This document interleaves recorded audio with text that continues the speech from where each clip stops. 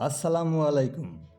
আজকে আমরা যাচ্ছি অনেকেরই অজানা তৃণলতায় দখল করে নেওয়া একটি জমিদার বাড়ি। এটি ফরিদপুর জেলার নগরকান্দা থানার চর্যসদ্দি ইউনিয়নে অবস্থিত। চলুন আজ ঘুরে আসি অনেকেরই অজানা চর্যসদ্দি গ্রামের জমিদার বাড়ি থেকে। চুনা পাথরের তৈরি জমিদার বাড়ি, যদিও বাড়িটি ব্যবহারের উপযোগী নয়, তারপরেও কিছু অংশে মানুষের বসবাস রয়েছে।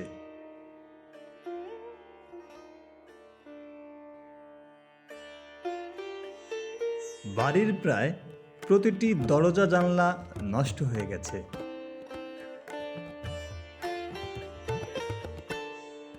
বর্তমানে যারা বসবাস করছেন তাদের পূর্বপুরুষেরাও জানতেন না বাড়িটি কবে নির্মাণ করা হয়। বসবাসরত মানুষের মুখে শোনা যায় বাড়িটির জমিদারের নাম ভগবান রায়।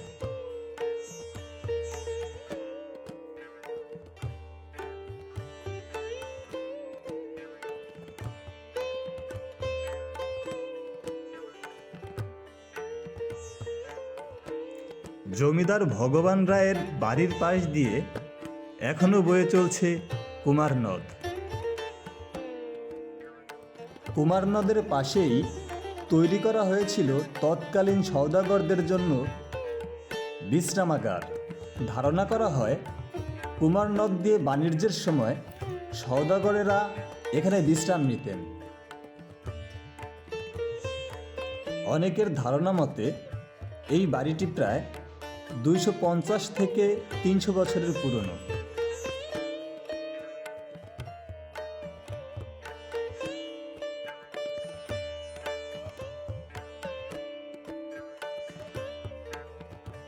বর্তমানে জমিদার বাড়িতে যারা বসবাস করছেন, চলুন তাদের মুখ থেকে শোনা যাক আরও কিছু অজানা কথা। আসসালামু আলাইকুম কাকা, ভালো আছেন? এটা হচ্ছে কোন গ্রাম? চন্দ্রসূর্য, ফরিদপুর জেলা নগরকান্দা থানা চন্দ্রসদ্দি ইউনিয়ন। আপনারা কত বছর যাবত এই জায়গায় আছেন? 40 বছর। আপনারা 40 বছর যাবত এই জায়গায় আছেন। এখানে আসলে কোন রাজা এসে রাজার বাড়ি বানাইছিল এদিকে আপনারা জানেন? ওই যে কলাম, কিদের কলাম? ভগবান রায়। ভগবান রায়। উনি কোথা থেকে আসছিল এই জায়গায়? ওনারই দেখাই জন্ম। উনি কত বছর শাসন করছিল এদিকে জানেন? না, তা বলতে ওনার তো আমরা আমাদের যে মুরব্বী মনে করেন ওই লোক ঘোড়ায় চলছে, বিশাল ব্যাপার। তারা তো বড় মাপের অনেক বড় লোক ছিল। হ্যাঁ, কথা আছে। ওনাদের ইজ্জত এই জায়গাতে ওই সম্পত্তি ওনাদের ছিল। চলে গেছে সম্মত ভারতে। এরা তো জানতো না বিষয়গুলো। ভারতেই গেছে, ভারতে। এই যে জায়গা জমি আপনাদের মানে আপনারাই কিনছেন নাকি আপনার দাদারা?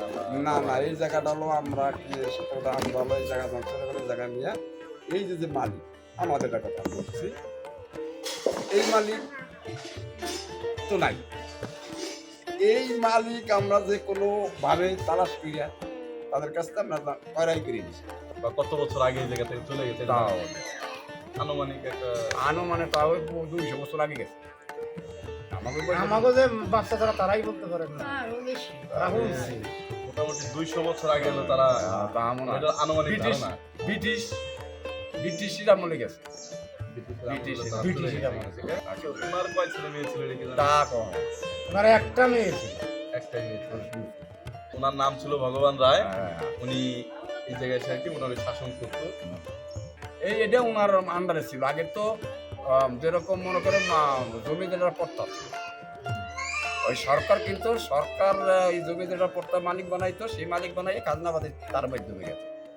যখনই ওই খাজনাটা এই মালিকরা উঠাতে পারলো না, ওই সরকার নিয়ে গেল তার মাধ্যমে, তখন মানুষ মনে করলো যে আমরা খাজনা উঠে আমরা খাজনা দিব, তখন ওরা সম্পত্তি আমরা খাবো কি?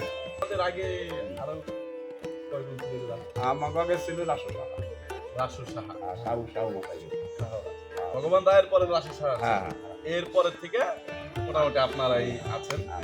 এখানে তো জঙ্গল ছিল।